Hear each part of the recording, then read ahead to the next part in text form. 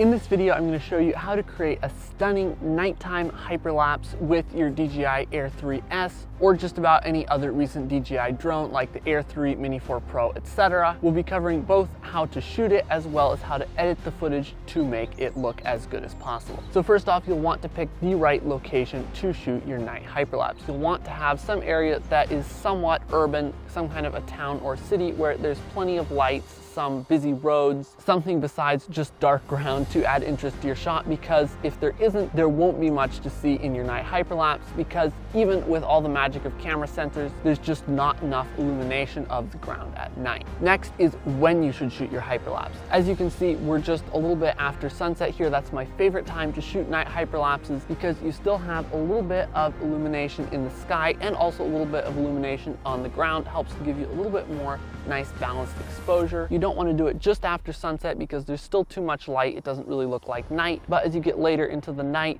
you start to lose some of the interesting color in the sky. And you want to choose a time when there isn't very much wind, because if there's any significant wind, it will blow the drone around and you will tend to get a less smooth hyperlapse, and it can cause blurring in the longer exposures that we like to use for hyperlapses. And so basically what we're going to be doing is shooting a time lapse while the drone is moving and using long exposures to get clean images in the dark. So let's go ahead and get the drone up. So we're going to go ahead and launch the drone.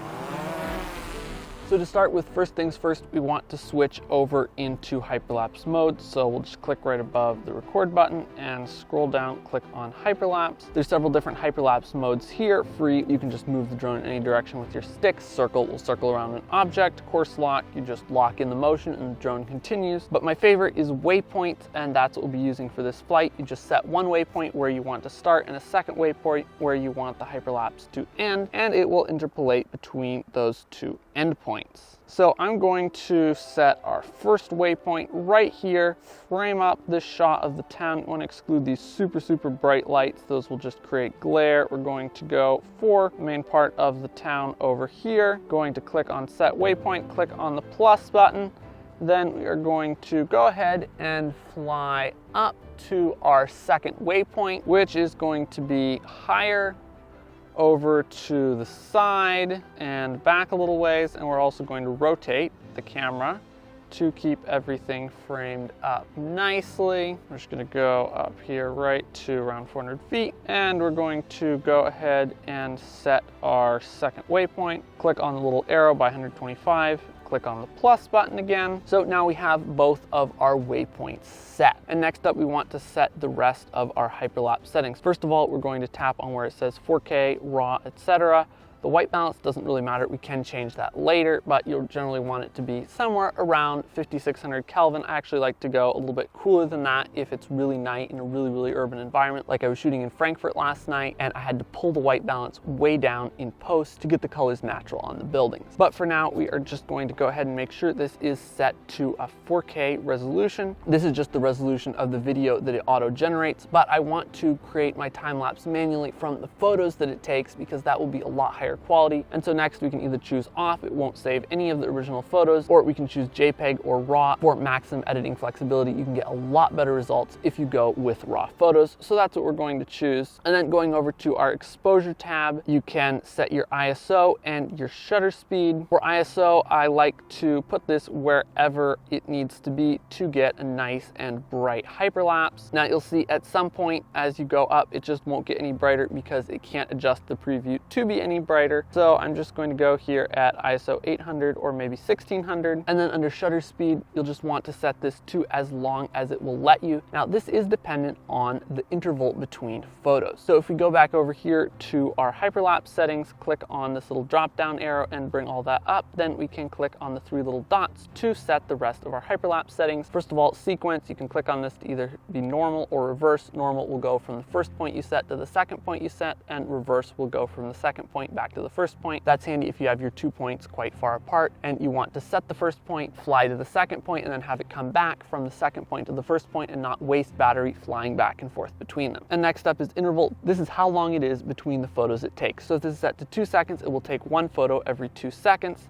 If we set this up to, let's say, 5 seconds, now it will take 1 photo every 5 seconds. And if we come over here and look at the shutter speed, now that we've set it to 5 seconds, now I can bump up my shutter speed all the way to 2 seconds. And that will let me get a lot cleaner and a lot brighter image than if we have a shorter exposure. But the trade-off of having a longer interval is that it's going to take longer to complete the time lapse. So as you can see here, if we set our interval to 3 seconds, it's going to take 6 minutes and 16 seconds to shoot the time lapse. Whereas if we set it to 5 seconds, it's going to take 10 minutes and 26 seconds. So I'm going to set this at 3 seconds with a 1.3 second shutter speed. And I'm going to leave this at ISO 1600. Now the length of the hyperlapse is how long the hyperlapse will be once it stitches it all together. You can set this to 5 seconds, 7 seconds, 8 seconds, all the way on up to 20, 30 seconds. Now, as you can see, as I go up to higher numbers, it says current battery level may be insufficient for the current shooting task, which means that you can't shoot a really long time lapse because you will run out of battery. And I usually like to have this set around 8 to 10 seconds. So for now, we're going to go for 8 seconds. That will take 10 minutes to complete. We'll shoot 200 photos, 3 seconds apart, which will take 10 minutes. So I am going to go ahead and click on the little arrow to hide this box, and I'm going to come over here and fly the drone back down toward me, actually switch it into sport mode and fly it over my direction. And I usually like to fly it manually back to the first point rather than letting it fly back automatically, because I can fly a lot faster in sport mode than it can automatically. You just want to watch out for any obstacles. In this case, I know that there aren't any obstacles between me and the drone. So now I'm going to just go ahead and hit start on the hyperlapse, and it is going to, it's saying that the current battery level is insufficient. Oh, but it went ahead and did it anyway. Running with a little bit low battery, generally you want to start out with a full battery. So it is going to go ahead and fly to our start point, point the camera to the first composition that we set it for, and it is just going to start taking photos one by one as it flies between the first waypoint and the second waypoint. Now, you can get away with a lot shorter exposures than I'm using in this video. I shot some great hyperlapses of Frankfurt last night where I just used a 1/3 of a second shutter speed, so that can totally work as well, especially if you want to use a shorter interval between photos to shorten how long it takes to shoot each hyperlapse and let you shoot more hyperlapses in a given amount of time. Also, I am using the 1x camera on the Air 3S, and that is generally going to be the way to go, but it is also possible to do nighttime hyperlapses with the 3x camera. I actually did one last night of Frankfurt, and it turned out quite good. So don't rule out the 3x camera. It is a little bit harder because it tends to drift a little bit back and forth more than the wide angle camera, and it obviously doesn't have such a large sensor, so it's not as good in low light, but it is totally a possibility to do that as well. Now, we all like something free, and I have something free for you. And that is a 45-minute drone filmmaking training where I break down my top 10 secrets to creating cinematic drone videos, covering things like the best settings to use, how to compose your shots, how to get smooth cinematic movements, how to work with natural lighting, how to edit your shots, how to color grade them, and a whole bunch more. Again, that is completely free. If you want to improve your drone videos, you won't want to miss out on that. Link is in the description. Go check it out. And back to the video. I just got a message that the battery level was low and it wanted to come home before the time lapse had ended, but it's just right up there. I know I can get it home very, very fast in sport mode, so I just canceled that out so that it doesn't cancel the hyperlapse. And we've got about 51 seconds left. Now, if you want the hyperlapse to continue longer and you are in a mode like course lock or something like that, there'll be a little button that you can just tap to keep the hyperlapse going even longer. Now, that isn't available with waypoints mode because it has just defined the 2 endpoints, so it is going to be done as soon as it hits 0 seconds and has gotten to 175 frames, which should be here shortly. And there we go, last photo. Time lapse is done. It is creating the video, and we can start flying home.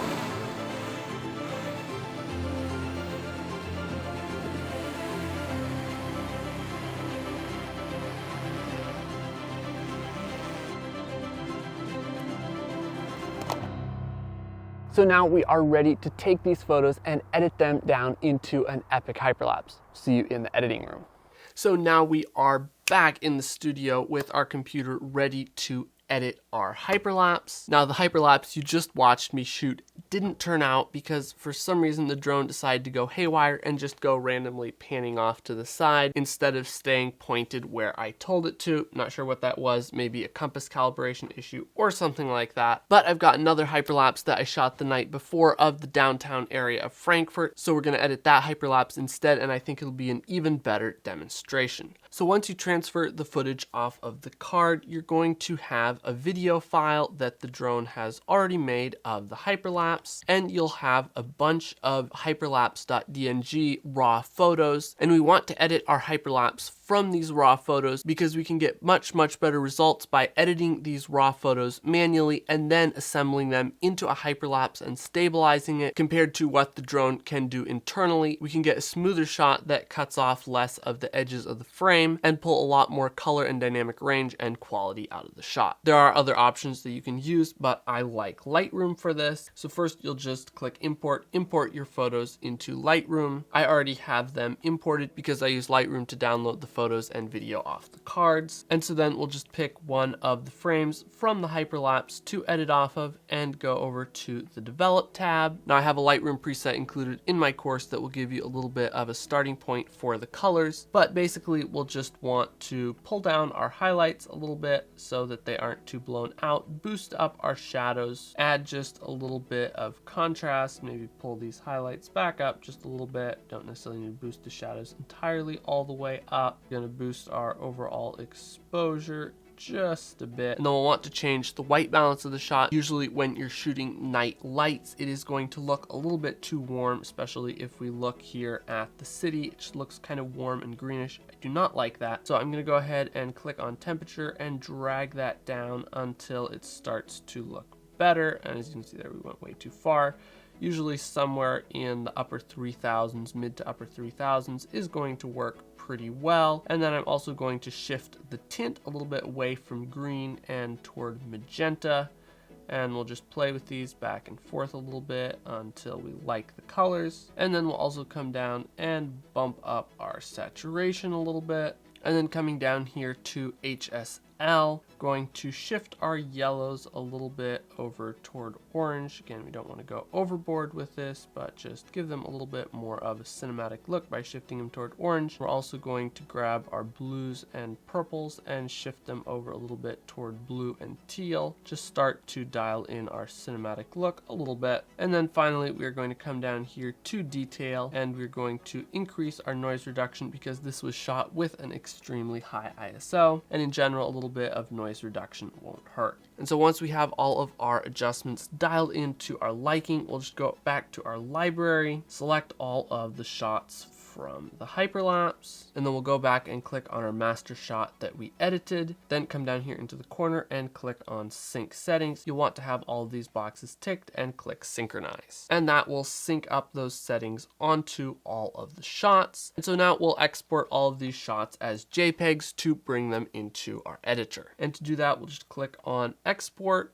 choose where you want to put them, and under renaming, I like to rename it to custom name sequence and just put in here something like IMG or hyperlapse, and then it will sequentially number all of the photos so that they're properly recognized as an image sequence by our video editor. And for file settings, we want it to be on JPEG with quality at 100. We don't want to resize it, and we'll go ahead and hit export and wait while it exports all of those photos. So now that we have all of our images exported, it is time to bring them into our video editor as an image sequence, stabilize the shot, and add any final color corrections. And I'll show you how to do this in both DaVinci Resolve and Adobe Premiere Pro, which is a great time to mention. In my full Flying Filmmaker drone filmmaking course, I now have sections teaching how to edit and color grade your shots in both Premiere Pro and DaVinci Resolve. And you can check all of that out at Flying Filmmaker Pro, link is in the description. Anyway, right now we need to bring this footage into our video editor. First of all, we are going to do it in DaVinci Resolve. We'll just select all of our shots and drag them onto the timeline in DaVinci Resolve. You don't want to drag them up here to the media pool. If you do that, they will just show up as a whole bunch of individual single images. But if you drag them onto the timeline, they will show up as a video clip image sequence. Now, as you can see, this clip is currently still in a 4:3 aspect ratio from the photos we got from the drone.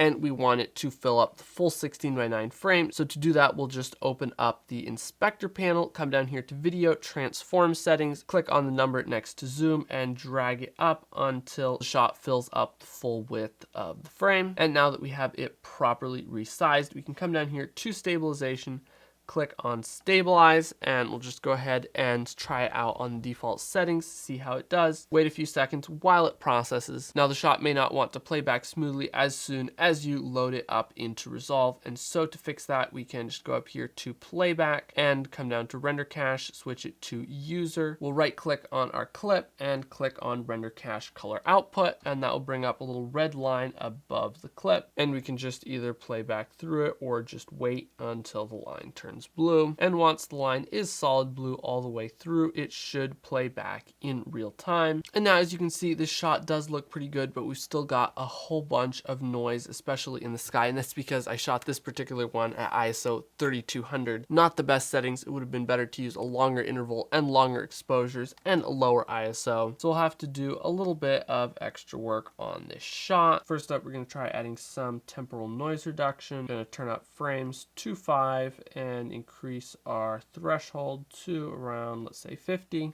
And as you can see, that has gotten rid of the noise, but it has also reduced the detail in these buildings quite a bit. And so to fix that, we're going to add a mask, just a simple gradient mask to the shot. To do that, we'll come over here to the masks panel and click on the icon to add a new gradient mask. And then we'll hit Shift H on our keyboard to turn on our mask highlight so we can see what part we're selecting. And we're just going to pull it up until we are selecting mostly the sky. And I'm also going to pull up on this arrow to decrease the feathering because we want to very precisely select just the sky, and that has improved things a lot. But I also want to add just a little bit of noise reduction to the ground as well, so I'm going to hit Option or Alt O on my keyboard to add an outside node. If you don't know what nodes are, they're basically just like adjustment layers that let you add multiple instances of all of your color grading adjustments. And an outside node is simply another layer that selects the opposite part of what's selected on the node before. So on this node, we have the sky selected. We added an outside node. Now that has just the ground selected, and we're just going to add a little bit of noise reduction to this as well. For this one, we're going to go for 2 frames of temporal NR, and we'll turn our threshold up to about 20. And then we can also add a little bit of extra color grading. We can just play around with a few different LUTs and find one that we like the look of. We've got a couple options here. The first one is one from Lutify Me,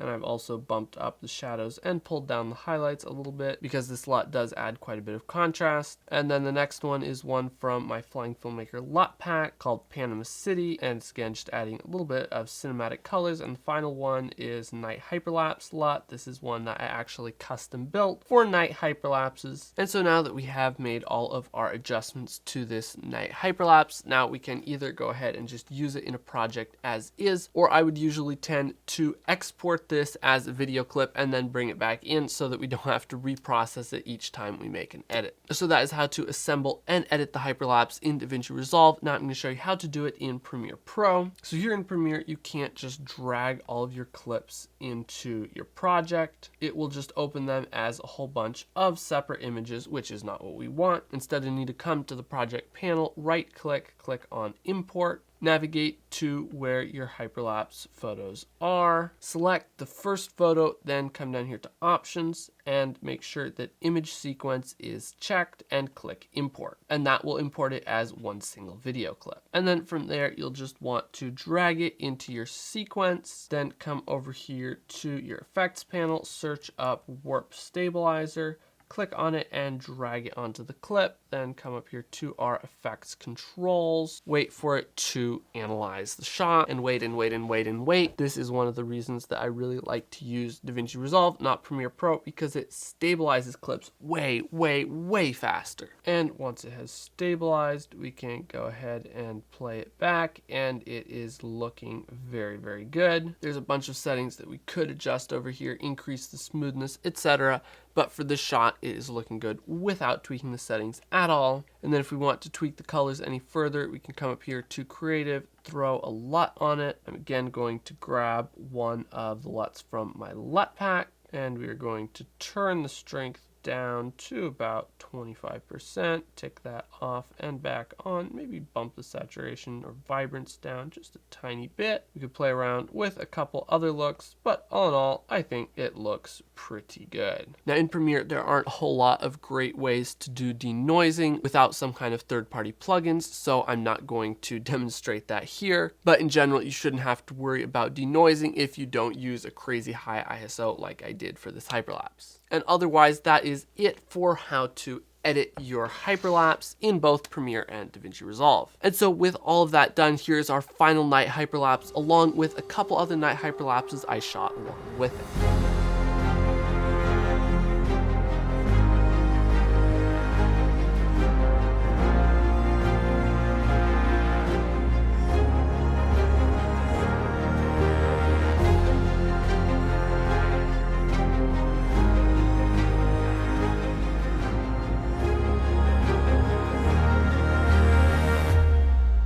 And guys, if you would like to learn even more about how to create professional cinematic videos with your drone, this tutorial is just a sample of the 70+ tutorials we have inside of Flying Filmmaker. It's over 10 hours of content covering everything from capturing drone videos, the best settings, how to compose your shots, how to work with natural light, how to find locations, how to plan your shots, and a lot more, how to edit your videos together in both Premiere Pro and DaVinci Resolve, how to color grade your shots, again covering the full process in both Premiere Pro and DaVinci Resolve. And so if you want to check that out, you can go to flyingfilmmakerpro.com and link will be down in the description. Or if you aren't ready to join our full course, I have a completely free 45-minute training where I share my top 10 secrets to cinematic drone shots, and link to that is down in the description as well. As always, if you've enjoyed this video, make sure to hit the like button, subscribe for more content just like this, and we'll see you in the next video.